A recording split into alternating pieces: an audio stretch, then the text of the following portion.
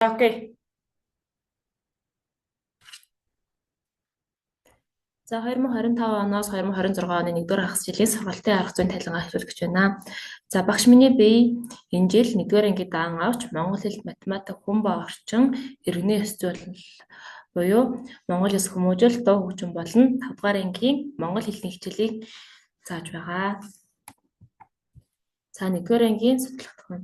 За 1-р анги нь энэ жил унших бичих буюу Монголын хичээлээр үсэг, авиаг, тоглоомоор, зурагдан, карт, давталгаар зааж харах, сонсох, бичих үйлийг хослуулах сургалтын аргаар зохион явуулж байгаа. Математик дээр бол бодит тоо хэрэглээ, дүрслэх материал, тоотлохыг тоглоомоор ойлгуулж, энгийн бодох арга чадварыг хөгжүүлэх, ялгаатай даалгаврыг сурагч бүрээр хамруулах маягаар хичээл минь явагдаа. Ерөнхий арга зүй нь болохоор хүүхдийн сэтгэхгүй болон насан туршид нь тоглоомын арга дээр төвлөрч явуулдаг байгаа. За энэ жил 1-р улирал үзсэн хичээлийн сэдэв болон судлагдсан нийт 23 өсөг үзсэн. Зурчид маань өөрсдийнхээ хэмжээнд амжилттай уншиж сурч байгаа. За 1-р ангийн сурагчдын дүнгийн үзүүлэн байна. За багш нь хамгийн ихний явцын шалгалтаа болохоор их шиг 7-оор авсан бол 1-р хагас жилийн дүнгээ болохоор үзсэн 23 ус хийхээ хэмжээнд авсан байгаа. За тэгээд гүйцэтгэл болон чанарыг харьцуулан харахад бол хүүхдүүд маань боломжийн хэмжээнд эзэмшсэн. Тэгээд энэс харахад бол хүүхдүүдийн чанар болон гүйцэтгэл нь сайн гэж үзэлттэй байгаа. За математик дээр болохоор 20-р нэмж хасах, дараалал нэмэх хасах, 20 хүртэх тоог хаалттай хаалтгүй нэмэх, хөл мэдэгдэх тоо олох, өгүүлбэртэй бодлого бодох, уртыг хэмжих гэсэн бүлэгсэд үүдийг үзсэн. За сурагч тооны хичээлийн судлагдах оны явц сайн байгаа. Өөртөө хэмжээнд бас сайн эзэмшиж байгаа.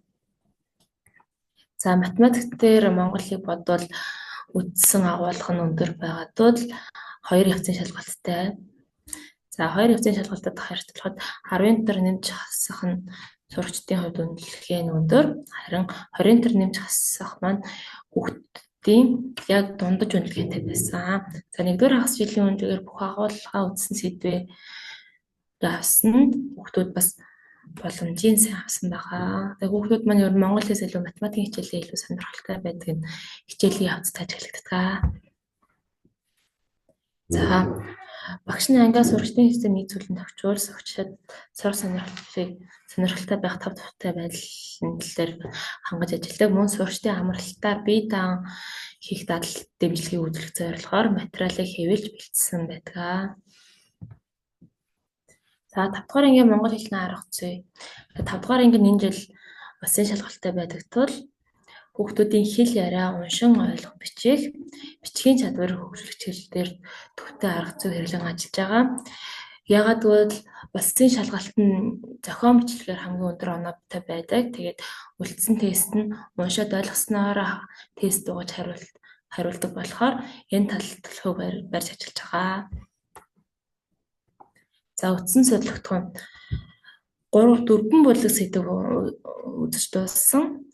За тэгээ энэ явцад бас сурагчдын идэх оролцоо жоохон дунд, зохион бичих чадвар дунд, ярих чадвар сул гэж багшийн зүгээс ажигласан. За тэгээ цаашдаа эдгээр чадварууд дээр ахиц гаргахаар ажиллах гэж байна. За багшны явцын үнэлгээгээ үтсэн 5 бүлэг сэдвийнхээ хүрээнд авсан. За тэгээд сурагчдын үнэлгээ болон ахиц гүйцэтгэлийг харахад ихэвчлэн 50-аас дээш 60-аас дээш байгаа болохоор хүүхдүүд маань 100% мэдлэгээс 60-аас дээш хувийг эзэмшиж байна гэдэг нь тэр багшийн заасан зүйлээс хэрэгтэй мэдээлэл авч үлдэж чадж байна.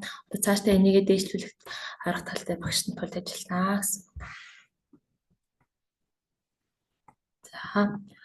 За 5-р анги өдөр төвшин тогтоох болон 1-р хагас жилийн дүнгийн үнэлгээ одоо ярилцъя. За төвшин тогтоох шалгалт нь 4-р ангийн мэдлэгийн хэмжээнд юу сурч мэдсэн бэгээр авдаг бол 1-р хагас жилийн үнэлгээ нь 9 сараас хойш амралт хүртэл судалсан 5-р ангийн мэдлэгээр авдаг байгаа. За энэ талтай дүгнэлт харахаар ТТШ нь 4-р ангийн агуулгаар бол 1-р хагас жилийн 5-р ангийн үндсэн сэдвүүдийн хүрээнд авсан үнэлгээний хүснэгтийг харахад сурагчдын 5-р ангийн агуулгаар авсан шалгалтын дунд түвшин тогтоох шалгалтын дүнтэй ойролцоо буюу зарим тохиолдолд агцтай гарсан нь сурагчид шинэ агуулгыг ойлгон эзэмшиж байгаа нь харуулж байна. Цөөн сурагчдын суурь мэдлэгийг баттгах нь нэмэлт давтлах их шаардлагатай гэж багш нь ажигласан байгаа.